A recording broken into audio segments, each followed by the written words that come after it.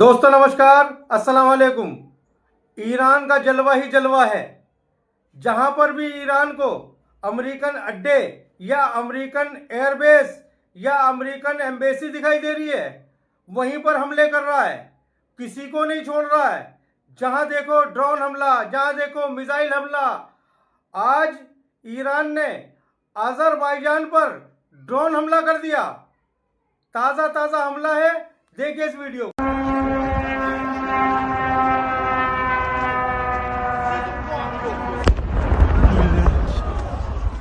Iran का एक मशहूर गद्दार रजा पहलवी खुद तो विदेश में रह रहा है और ईरान की जनता से कह रहा है कि मैं तुम्हारे लिए मरने मिटने के लिए तैयार हूं।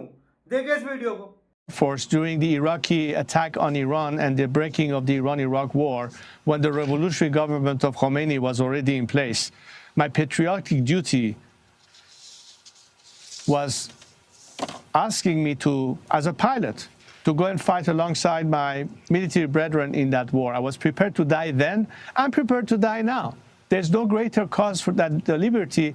And what is my life when I'm thinking of millions of young Iranians who today call my America के एक अधिकारी, पूर्व मरीन सार्जेंट ने अमेरिका द्वारा किए गए ईरान पर हमलों का विरोध किया। तो देखिए उस अधिकारी के साथ क्या हुआ। Israel is the reason for this war. America does not want to fight this war for Israel. Let's go. Come on, let's go. America does not want to send its sons and daughters to war for Israel. Your inability to name that shows your ineptness as leaders. This is wrong. And nobody wants to fight for Israel.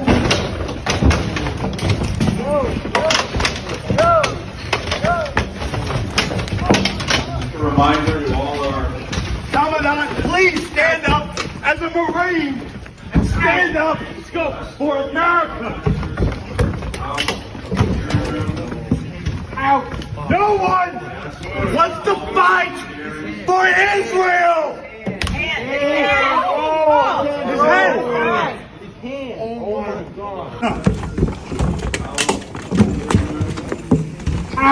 No one wants to fight for Israel. His hand. Oh, his hand.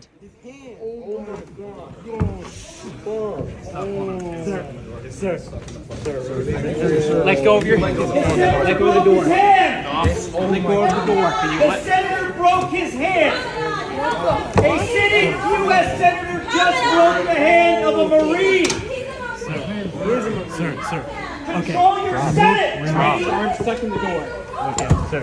A U.S. senator just broke the hand of a Marine. Hands stuck. A U.S. Iran के great Ayatollah Javadi Amoli ने जिहाद का हुक्म दिया। उन्होंने कहा Donald Trump और Zionist का खून बहाना बहुत ज़रूरी है। देखिए इस वीडियो को। بار دیگر شهادت گرانبار و تحمل ناپذیر رهبر معظم انقلاب را به پیشگاه امت اسلامی و خاندان مکرم و معظم این بزرگوار تعزیت عرض می‌کنیم. ما الان در آستانه امتحان بزرگ هستیم و باید مواظب باشیم این وحدت را کاملا حفظ بکنیم، این اتحاد را کاملا حفظ بکنیم. اگر مختصر رنجی هست، گنج بیشماری در پیش هست. ما باید بدانیم بیگانه قصد این آب و خاک کرد، قصد تجزیه کرد، قصد تقطیع کرد. خاک ما، آب ما که آبروی ماست، خاک ما که جان ماست. وقتی از امام صادق میپرسند کسی قصد مال ما، سرزمین ما و خاک ما که هر چه کنیم، فرمود فقتله دمه علی، خونش به عهده من امام صادق، خونش بریز. ریختن خون صهیونیست ریختن خون ترامپ امثال ذالک. الان حرف امام زمان این است با صهیونیسم بجنگ خونش به عهده من. حرف امام زمان این است که با آمریکای ستمکار بجنگ خونش به عهده من. سلام خدا بر شما، سلام پیغمبر بر شما، سلام علی ابن ابی طالب بر شما، سلام امام صادق بر شما، سلام امام زمان بر شما، چون شما حافظان دین او هستید.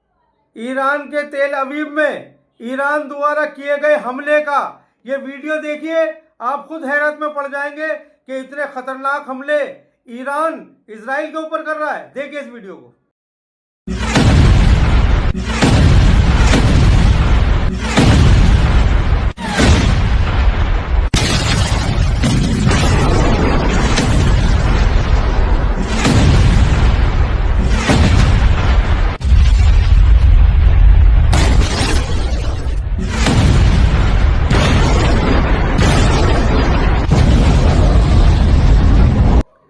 अमेरिका के राष्ट्रपति अपने सहयोगियों से खुश नहीं है क्योंकि ईरान पर जो हमला किया है अमेरिका ने उसमें सहयोगी साथ नहीं दे रहे हैं। अब डोनाल्ड ट्रंप उनसे खफा है। डोनाल्ड ट्रंप उनके लिए नई नई रणनीति बना रहा है। डोनाल्ड ट्रंप उनको किसी न किसी चक्रव्यूह में फांसने के चक्कर में। देखिए इस वीडियो को। मैं ब्रिटेन से भी खुश नहीं हूँ। ईरान से जारी युद्ध के बीच अमेरिका अपने कुछ यूरोपीय सहयोगियों से खुश नहीं है। दरअसल ब्रिटेन ने अमेरिका को अपने एयरबेस का इस्तेमाल ईरान पर हमले के लिए करने देने में हिचकिचाहट दिखाई। वहीं स्पेन इसराइल और अमेरिका के हमले को एक तरफा और अस्थिरता पैदा करने वाला बता चुका है। स्पेन बहुत बुरा रहा है, उसे सारा व्यापार खत्म करेंगे, उससे कोई लेना देना नहीं है। स्पेन के प्रधानमंत्री पेड्रो सांचेज ने भी ट्रंप को जवाब दिया है। सिर्फ कुछ लोगों की बदले की कार्रवाई के डर से हम किसी ऐसी चीज में शामिल नहीं हो जाएंगे जो दुनिया के लिए बुरी है और हमारे मूल्यों और हितों के उलट है। इससे पहले ट्रंप कह चुके हैं कि अमेरिका इसराइल और ईरान के बीच जारी जंग जल्द खत्म होने वाली नहीं है। शुरू से हमने 4 से 5 हफ्तों का अनुमान लगाया था, लेकिन हमारे पास इसे कहीं ज्यादा लंबे समय तक जारी रखने की क्षमता है। अमेरिकी विदेश मंत्री मार्को रूबियो के मुताबिक ईरान पर हमले का फैसला एहतियातन लिया गया था। हम जानते थे कि एक इजरायली कार्रवाई होने वाली थी। हम जानते थे कि इसके नतीजे में अमेरिकी सेनाओं पर हमला होगा और हम जानते थे कि अगर हम उनके वो हमले शुरू करने से पहले एहतियातन उन पर कार्रवाई नहीं करते तो हमें ज्यादा हताहतों का सामना करना पड़ता और शायद मारे जाने वालों की तादाद भी कहीं ज्यादा होती। और फिर हम सब यहाँ इन सवालों के जवाब दे रहे होते कि हम ये जानते थे और फिर भी हमने कार्रवाई क्यों नहीं की। हालांकि अमेरिकी कार्रवाई और उसके तर्कों से दुनिया के कई देश सहमत नहीं हैं, जैसे कि तुर्की जो नाटो का सदस्य भी है और ईरान का पड़ोसी भी। वो इस हमले के सबसे मुखर आलोचकों में से एक रहा है। राष्ट्रपति रेचेप तैयब एर्दोआन का कहना है कि ये हमले अंतर्राष्ट्रीय कानून का स्पष्ट उल्लंघन थे। चीन, रूस और पाकिस्तान ने भी ईरान पर हमले को अंतर्राष्ट्रीय कानून का उल्लंघन बताया।